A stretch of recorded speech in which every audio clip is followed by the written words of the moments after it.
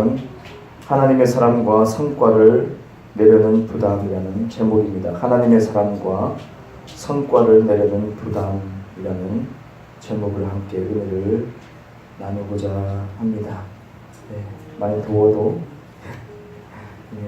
에어컨 바람, 선풍기 바람으로 덥긴 덥습니다. 하나님의 사랑, 오늘 말씀에서 보니까 오직 너 하나님의 사람아 라고 바울이 디모데에게 말하고 있습니다. 오직 너 하나님의 사람아, 하나님의 사랑, 하나님의 사랑. 그죠? 참 말이 멋있어요. 하나님의 사랑, 하나님의 사랑. 우리는 이런 말을 듣나요? 누가 우리에게 말을 합니까? 당신은 하나님의 사랑입니다. 하나님의 사랑. 그죠? 하나님의 사랑. 나는 하나님의 사람인가? 다른 사람이 봤을 때 하나님의 사람인가? 또 어떤 사람이 당신 하나님의 사람입니다. 막 그랬을 때, 그 말을 들었을 때 마음이 어떨까요? 좋을까요? 네. 나쁘지 않겠죠. 하나님의 사람이군요. 하나님의 사람. 근데 오늘 말씀에서는 이 하나님의 사람에 대해서 우리가 더 깊이 보려고 합니다. 과연 하나님의 사람, 나는 하나님의 사람인가? 그런 말을 들어야 되는 것인가? 그런 말을 들어야지 내가 정상인가? 그죠? 내가 하나님의 사람으로서 인정받아야지 내가 정상인가? 또 그런 말을 못 들으면 나는 기분 나쁜가? 하나님의 사람. 우리가 신앙생활을 하다 보면 많은 사람들이 이렇게 얘기해요. 참 어렵다. 신앙생활이 어렵다. 기도 생활이 어렵다. 그죠? 말씀, 설교가 어렵다. 저걸 어떻게 알아들어야 되나? 그죠? 어렵다. 교회 안에서도 인간관계도, 그죠? 집사님과 권사님과의 그런 관계 속에서도 어렵다. 목회자와의 관계도 어렵다. 쉽지 않다. 문제가 또 발생하고 어떻게 해야 되나? 신앙생활을 어떻게 하면 좋을까? 그죠? 이게 맞나? 내가 지금 직분을 받은 자로서, 권사로서, 장로로서 이렇게 신앙생활 하는 것이 맞는가? 그런 의문이 들 때도 있죠. 그리고 실패하고 아닌가 보다. 내가 생각했던 신앙생활, 예수 믿으면 교회 나오면 내가 바뀌고 우리 가정도 바뀌고 다 바뀔 줄 알았더니 하나도 바뀐 것이 없고 더디고 짜증나고 안 되니까 그냥 원래 안 되나 보다. 교회에서 물어보면, 제가 처음에 교회 갔을 때도 이것저것 물어봤을 때 그냥 잘 모른다. 원래 안 되는 것이다 라고 얘기해요. 신앙생활은 원래 안 되는 것이다. 그거 말씀대로 사는 거 원래 안 된다. 이렇게 넘겨버리는, 그냥 주님의 은혜지 뭐 이렇게 얘기하죠. 주님의 은혜지. 주님의 은혜를 아무데나 갖다 붙여요. 안 된다라고만 생각하고 그냥 왔다 갔다 죄 가운데 노출되고 또 죄 짓고 와가지고 또 계속 사사기에 나오는 것처럼 주님을 배반하고 와서 또다시 회개하고 배반하고 회개하고 배반하고 회개하고, 그게 많은 성도님들의 어떤 딜레마와 어떤 문제가 아닌가 생각하고 있어요. 또 오늘은 이것을 왜 그렇게 사람들이 왜 이렇게 잘 벗어나는가?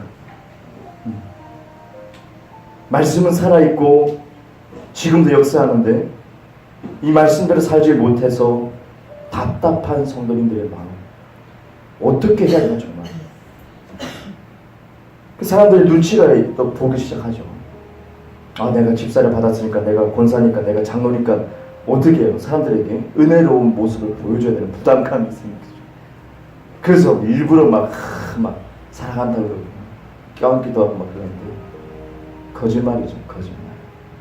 신앙생활 거짓말을 많이 뒤덮여가지고 형식적이고 마치 서기관과 바리새인들처럼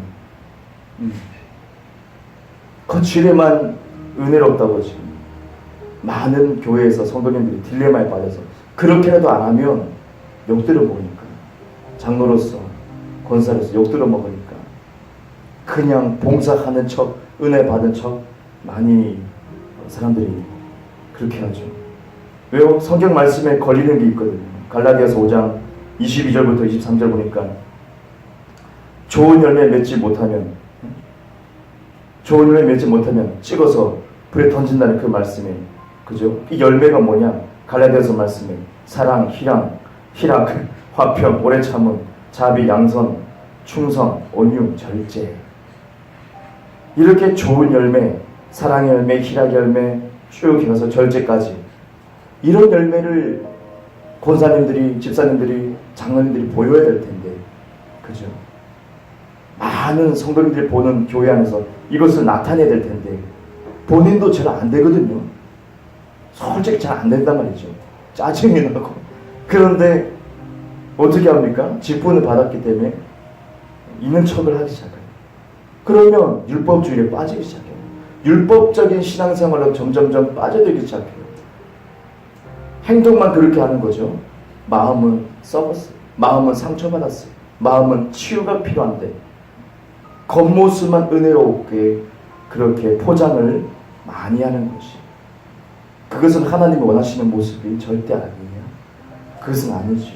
율법주의에 빠지고 형식주의에 빠지기 너무 쉬운 이 세상에 살고 있습니다. 이것은 예수님이 우리에게 주시는 복음 안에 그 자유가 있는데 거기에서 완전히 정반대로 걷는 것이, 예수님은 우리에게 모두 자유를 주셨는데 불구하고 복음 안에서, 근데 성도님들은 스스로가 족쇄를 짜매고 있어요.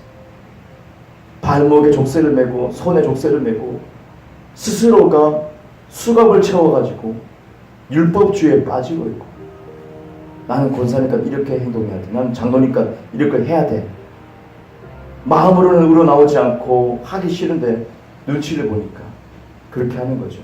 엄청난 한국 교회 안에서의 문제점, 썩은 부분을 도려내야 될 텐데 너무 썩다 보니까 이걸 손을 댈 수가 없는 부분이라고도 할 수가 있어요. 자, 하나님의 사람, 이 말과 연관이 있다는 것을 말씀드립니다. 하나님의 사람. 왜 하나님의 사람과 이런 교회 안에서의 문제, 형식주의고 율법적인 신앙으로 빠져들 수밖에 없는지 더 나가기 원하는데요. 하나님의 사람은 구약에서 보니까는 많이 사용되어 있어요. 구약을 찾아보니까 하나님의 사람 이렇게 얘기하고 있습니다. 먼저 우리가 잘 알고 있는 모세가 신명기 보니까 하나님의 사람으로 소개되고 있고요. 그리고 열왕기상에 보니까는 스마야와 엘리야가 하나님의 사람으로 소개하고 있고요. 열왕기하 보니까 엘리사가 하나님의 사람이라고 기록하고 있고, 역대하 보니까 다윗, 우리가 잘 알고 있는 다윗도 하나님의 사람이라고 소개하고 있어요.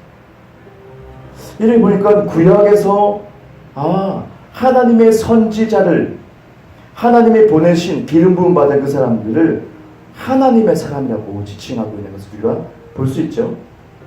근데 신약은 어떠한가? 신약을 보니까는 로마서 8장 16절부터 17절 보니까요, 이렇게 표현하고 있어요. 하나님의 사람이 아니라 이제는 바뀌었어요. 하나님의 자녀. 이 로마서 말씀의 핵심이잖아요. 복음의 핵심입니다. 하나님의 자녀. 자녀가 되는 것은 곧 하나님의 상속자라고 되어 있어요. 정사 신약에서 어떤 개념을 보니까는 하나님의 사람이라고 부르지 않고 하나님의 자녀라고 부르고 있다는 것을 우리가 발견할 수 있어요. 요한일서 3장 1절 봐도 하나님의 자녀라고 강하게 말하고 있어요. 우리가 바로 그리스도 예수 안에서 믿음을 통해서 하나님의 사람이 아니고 하나님의 자녀가 되었다. 이런 개념을 가지고 있죠. 우리가 구분해야 될 것은 바로 이겁니다. 하나님의 사람과 하나님의 자녀, 여기에 대해서 우리가 구분이 필요하지, 여기에 대해서 모호해지고 혼돈이 되면 우리가 율법적인 신앙생활로 빠져들고 흘러가 버린다. 나도 모르게. 그래서 신앙생활 너무 어렵다, 힘들다라고 말을 하게 되는 거예요. 근데 우리가 짚고 넘어갈 것은 오늘 본문 말씀 디모데전서 6장 11절 그리고 디모데 후서 3장 17절에도 나와 있습니다. 디모데에게 바울이 말합니다. 하나님의 사람아. 보니까 신약 성경인데도 불구하고 하나님의 자녀라고 하지 않아요. 하나님의 자녀가 아니고 하나님의 사람아, 오직 너 하나님의 사람아, 바울이 얘기하고 있는 것을 발견할 수 있어요. 신약인데 왜 자녀라고 하지 않고 하나님의 사람이라고 얘기했을까? 여기를 또 헷갈리게 하는 거죠. 신약에도 이렇게 나와 있네. 이 개념이 있구나. 그런데 우리가 알아야 될 것이 있어요. 디모데 전서 후서 누구에게 썼습니까? 첫 번째 디모데에게 쓴 거예요. 바울이 디모데에게 편지한 거예요. 누구에게요? 디모데에게. 사도, 지금의 목회자에게. 그래서 바울이 강조하죠. 오직 너, 누구예요? 디모데에게. 오직 너 하나님의 사람아. 신약에서 말할 때 너는 종이다. 누구의? 그리스도의 종이다. 하나님의 종이다. 하나님의 사람아. 구약적인 표현을 쓰고 있어요. 너는 하나님에게 속해 있고 하나님께 충성해야 돼. 디모데야. 누구에게요? 모든 사람에게 아니요. 목회자에게. 신약의 모든 목회자에게 하나님의 사람아. 구약적인 표현으로 하나님의 종, 충성해야 될. 조금 다르죠. 구분이 있죠. 모든 성도님들, 신약에서 모든 성도님들은 어떻게 불러야 됩니까? 하나님의 자녀. 하나님의 사람의 개념은 종입니다. 종. 구약에서 말씀하시는 종이란 거죠. 종. 주인을 따르는 종. 하지만 하나님의 자녀는 아들이죠. 아들. 신약에서 아들. 종과 아들의 개념을 헷갈렸다는 거예요. 이것이 섞여가지고 많은 오류가 나타난다는 것입니다. 요한복음 8장 35절 보니까요. 종은 집에 영원히 거하지 못한다. 아들은 영원히 거한다. 명확하게 얘기했죠. 종들은 그 주인의 집에 영원히 거하지 못한다. 하지만 아들들은 영원히 거한다. 신약 우리가 예수님을 믿음을 통해서 우리가 자녀가 됐어요. 아들이 됐어요. 하나님의 상속자가 여러분이 된 거야. 영원히 하나님 집에 거할 수 있는 자격이 주어진 거죠. 그죠? 근데 종은 아니래요. 종은 영원히 거하지 않는다. 잠시 거할 뿐이란 것이죠. 구분을 두고 있습니다. 바로 종은 한계가 있다는 것을 얘기하고 있습니다. 한계. 삶 속에서의 한계. 창세기 22장 3절 보니까요. 아브라함이 여호와 하나님의 음성을 듣고 이제 이삭을 바치라는 그 음성을 듣고 주저하지 않고 모리아 산으로 가죠. 그때 나귀를 데리고 두 종을 데리고 이삭을 데리고 가. 쭉 가다 보니까 어느 시점 되니까는 아브라함이 그러죠. 두 종에게 얘기합니다. 너희들은 여기에 나귀와 함께 있으라. 정지를 딱 시켜버려요. 한계를 지어버려요. 너 여기 있어야 된다. 두 종들 가만히 있어라. 그리고 나는 이 이삭과 아들과 가서 하나님에게 가서 예배하고 올 테니. 핵심이죠. 예배하고 올 테니까 종들은 여기 가만히 있으라. 한계를 딱 지어버려요. 더 이상 가지 못해요. 아들만이 갈 수 있어요. 아들만이 예배할 수 있어요. 아들만이 아버지와 깊은 관계 가운데 그 모리아 산에 갈 수 있는 거예요. 그 사랑의 희생의 그 산에 갈 수 있는 거예요. 그 기적의 산으로 갈 수 있는 거예요. 그 아들이 무엇을 경험합니까? 여호와 이레를 경험해요. 모든 것을 준비하신 하나님을 경험해요. 아들만. 종들은 한계가 있어서 저 밑에 기다리고 있어요. 너희들이 있어야 된다. 그리고 탕자의 형이 있죠. 집 나간 탕자가 다시 돌아왔어요. 잔치를 벌이고 있는데. 근데 열심히 하루 종일 일을 하고 이렇게 묻었는지는 모르겠지만 하루 종일 일을 하고 열심히 일하고 땀 흘려서 저녁 늦게까지 야근도 하고 그 탕자의 형이 집으로 돌아오는데 맛있는 음식 냄새가 나고 춤을 추고 노랫소리가 들리고 뭐냐? 그 집에 종이 달려나와서 오셨습니까? 무슨 소리냐 이게? 동생이 돌아왔습니다. 동생이 돌아왔습니다. 그래? 그 순간에 이 형이 어때요? 기분 나빠했잖아요. 어이구 내 동생 돌아왔구나 잘됐다. 아니에요. 기분 나빠했어요. 삐진 거예요. 그러니까 아버지가 나오더니 왜 거기서 뭐하니? 빨리 들어와라. 네 동생 왔다. 같이 우리 잔치 벌이고 있다. 같이 놀자. 자 들어와라. 그때 이 형이 어떻게 얘기합니까? 기분 나빠했어요. 아버지에게 말합니다. 아버지는 한 번도 날 챙겨주지 않았잖아요. 아버지는 내 친구를 데리고 와서 맛있는 거 먹으라고 하지 않았잖아요. 그리고 어떻게 합니까? 집에 안 들어가 버리죠. 아버지 집에 안 들어가요. 한계가 딱 져버려요. 이 탕자 형이 갑자기 잘 부모님 집에 있다가 집에 안 들어가 버려요. 거부해버려요. 잔치에 참여 안 해버려요. 한계가 있다는 거예요. 왜요? 그는 품삯을 받기 원했어요. 탕자의 그 형은 품삯을 받기 원했어요.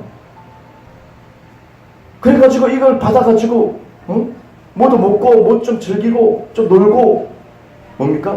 종의 의식을 얘기하고 있어요. 종의 의식. 근데 아버지가 얘기하죠. 얘야 내 것이 다 너의 것이야. 이 말이 뭡니까? 넌 나의 상속자라는 얘기야. 넌 나의 아들이야. 근데 이 탕자의 형은 아들의 개념보다 종의 개념이 강했어요. 내가 값을 받아야 되는데 아버지께 뼈 빠지게 이런 거 이거 다 품삯을 받기를 원했던 거예요. 종의 의식에 매여 있으면 아버지의 집에 안 들어가 버려요. 한계가 있어요. 얼마나 이게 중요한지요. 종의 의식이 얼마나 중요해요. 이거 가지고 있으면 아버지 집에 못 들어가요. 모리아산에 못 올라가요. 아버지와 함께 할 수 없어요. 너는 거기까지야. 너는 거기까지야. 우리가 착각한 것이 여기 있죠. 하나님의 사람이라는 개념. 하나님의 사람이란 말을 들으면 왠지 좋고 기분 좋고 그래요? 인정받는 느낌이고 근데 그 속에 무의식적으로 작용하는 것이 뭐냐? 종의 의식이 작용하고 있어요. 내가 주님의 종으로서 그런 개념을 가지고 있어요. 종들은 뭐합니까? 성과를 내야 돼요. 일을 열심히 해가지고 이만큼 해야 돼요. 그래야지 품삯을 받거든요. 신앙생활을 성과 내려고 해요. 주님께 인정받으려고. 많은 성도님들에게 집사로서 권사로서 장로로서 어떤 성과를 내려고 해요. 순 어거지로 거칠에만 우러나오지 않고 사랑도 없이 그냥 메마른 봉사를 하는 거예요. 메마른 전도를 하는 거예요. 몇 명 데려왔으니까 장로로서 이만큼 했으면 됐다. 바르지 못한 거예요. 하나님의 사람 속에 있는 그 안에 있는 무의식적인 작용하는 우리 안에서 종의 의식 중요합니다. 우리는 하나님의 자녀예요. 우리는 자녀의 의식을 가져야 됩니다. 자녀가 해야 될 일이 뭐냐? 그 의식이 뭐냐? 요한 3서 1장 4절 보니까 자녀가 진리 안에서 행한다 함을 듣는 것보다 더 기쁜 일이 없도다 라고 기록하고 있어요. 자녀가 진리 안에서 행한다. 구약이 아니고 신약에서 진리란 말은 무엇을 뜻합니까? 율법을 뜻해요? 아니죠. 복음을 뜻합니다. 구약에서의 진리는 율법이지만 신약에서의 진리는 복음입니다. 그러므로 자녀가 복음 안에서 행한다 함을 듣는 것보다 더 기쁜 일은 없도다. 복음적으로 생각하고 복음적으로 살아가는 사람, 그것이 하나님의 기쁨이고 그것이 일이에요. 뭘 해서가 아니란 거죠. 그리고 요한일서 2장 28절이니까 자녀는 어떻게 했나? 그리스도 안에 거하라. 그리스도 예수 안에 거하라. 거듭나야 된다는 얘기하고 있어요.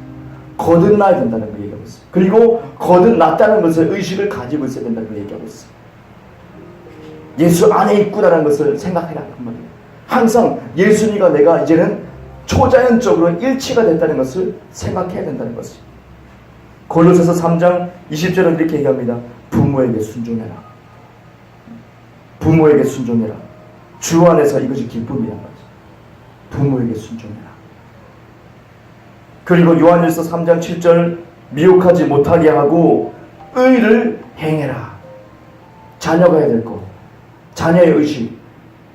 다른 사람이 나를 어떻게 해요? 미혹하지 못하게 해라. 뭘로요? 종의 의식으로. 종의 의식, 율법으로, 율법의 행위로 미혹하지 못하게 해라. 그리고 뭘 해라? 의를 행해라. 의, 죄 없는 것, 여러분 용서받은 것. 용서받은 깨끗한 거룩하고 정결한 그리스도의 신부가 됐으니까, 하나님의 상속자가 됐으니까 그 의식대로 살아가라. 그 생각대로 살아가는 것이고. 요한일서 4장 4절은 어떻게 얘기합니까? 이겼다. 자녀는 이겼다. 예수 그리스도와 함께 이겼다. 십자가에 함께 못 박혀 옛사람이 죽고 부활에 참여해서 내가 세워졌다. 이겼다. 여러분은 이긴 존재다. 불가능이 없다. 이 말입니다. 요한일서 4장 7절을 보니까 이렇게 얘기합니다. 사랑해라. 사랑해라. 자녀는 사랑하는 것이다. 종은 사랑한 것이 아니죠. 종은 뭡니까? 두려워. 종은 주인을 두려워해야 돼. 열심히 일해가지고 이만큼 성과를 내가지고 품삯을 받는 거예요. 종을 두려워만 하는 거예요. 성경에서 말하죠. 두려워하는 자는 천국에 못 간다. 종은 아버지 집에 못 들어가요.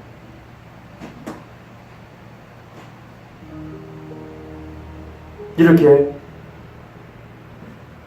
하나님의 자녀의 의식보다 종의 의식이 가득한 거예요. 어거지로 열매를 맺히는 거예요. 종의 의식이 강하면 어거지로 열매를 맺히는 거예요. 열매는 자연스러운 것입니다. 부담스럽지 않은 것입니다. 열매는 자연스럽게 우리의 삶 속에 맺혀야 되는 것입니다. 아들의 의식을 가지고 있으면 자연스럽게 좋은 열매가 맺히기 시작합니다. 근데 종의 의식 속에 내가 하나님의 사람이라는 그 말을, 그 안에 있는 무의식, 내 안의 무의식에 작동하는 그 종의 의식, 계속 인위적으로 뭘 하려고 합니다. 성과를 막 내려고 합니다. 막 무진장 노력합니다. 주님 앞에 아무 쓸데없는 것이죠. 주님 앞에 가증한 짓입니다. 거짓말입니다.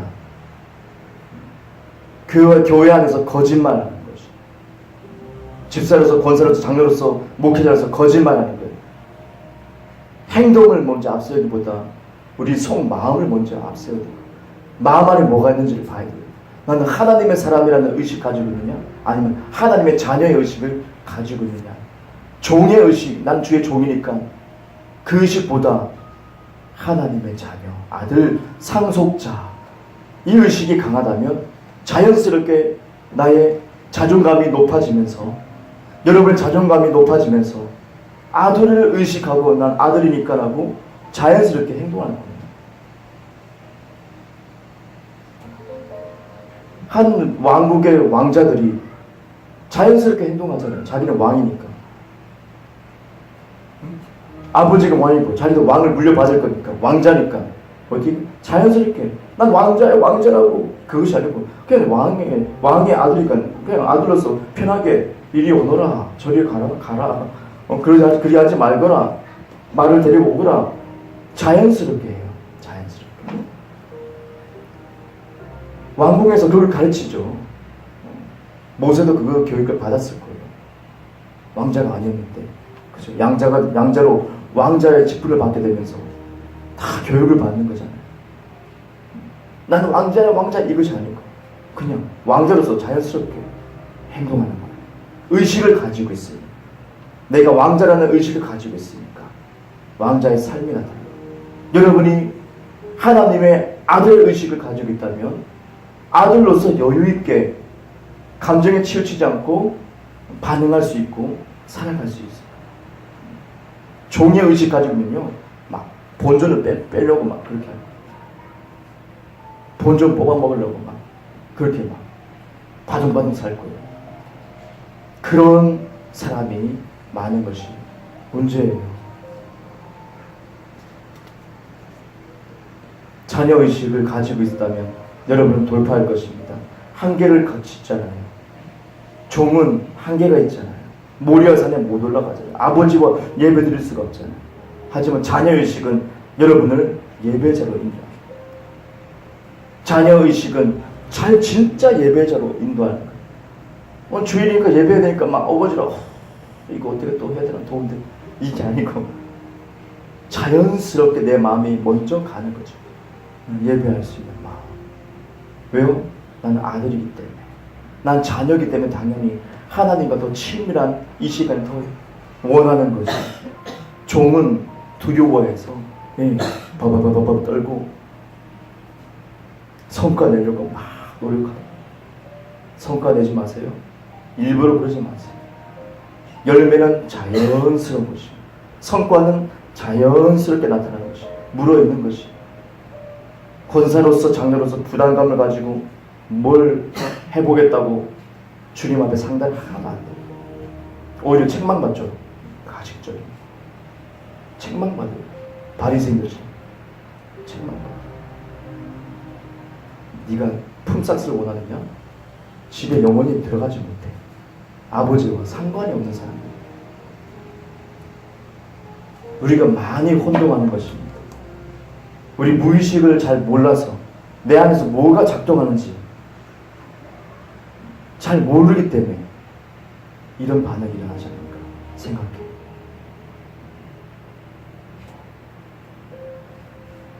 우리 모두가 좋은 성과 좋죠.